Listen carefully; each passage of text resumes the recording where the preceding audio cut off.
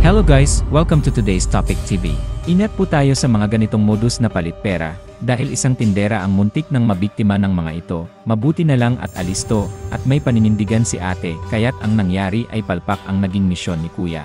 Sa video ay makikita ang lalaking ito na bumili ng brilliant sa tindera, at nag-abot ng 1,000 piso.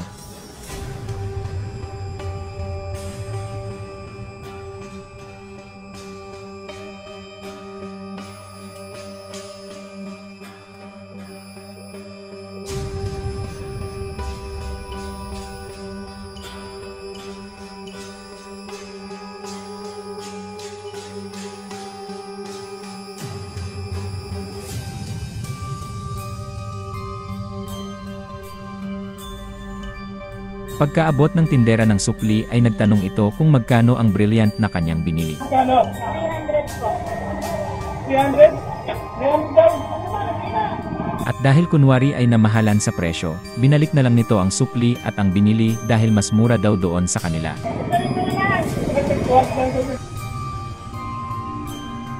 Pagmasdan ang kaliwang kamay ni kuya, dumukot ito ng 100 sa kanyang bulsa.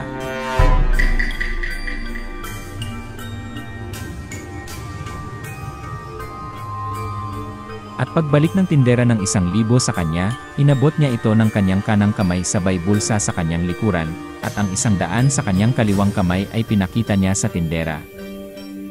Subalit nanindigan ang tindera na 1,000 ang binigay niya. Kaya't ang sabi na lang ng lalaki ay papalit lang daw siya ng tig 20. Hindi nagpapakitok nito eh.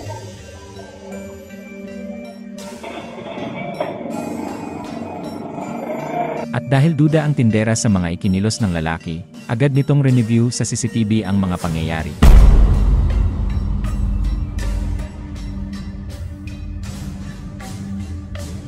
Ingat din po tayo sa pagtanggap ng pera at sa mga nagpapa-cash in, dahil muntik na ring mabiktima ang tinderong ito nang nagpa-cash in sa kanya ng 10,000 pesos na polymer. Buti na lang at mabusisi at alerto si kuyang tindero, kaya't agad niyang nalaman na peke pala ang perang binigay sa kanya.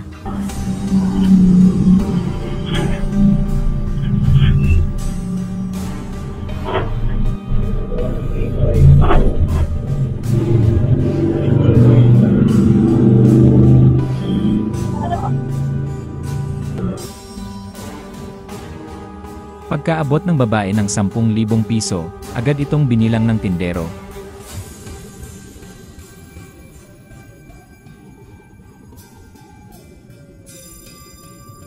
Sinuri din niya ito sa kanyang money detector kaya't ang nangyari. Pwede yan. Pwede yan. At dahil alam naman nilang peke, kaya't wala man lang kariya-reaksyon ang lalaki. Patay mali siya lang itong kunwari ay may tinitingnan sa kanyang motor. Ayaw sa bahay sa kay Moro. Akin bayad. Kahit na, bayaran mo muna.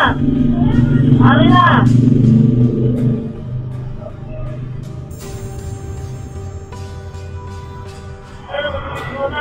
Eh, yun, babalikan, di mo pwede. Oh, ano? Oh, ano ah.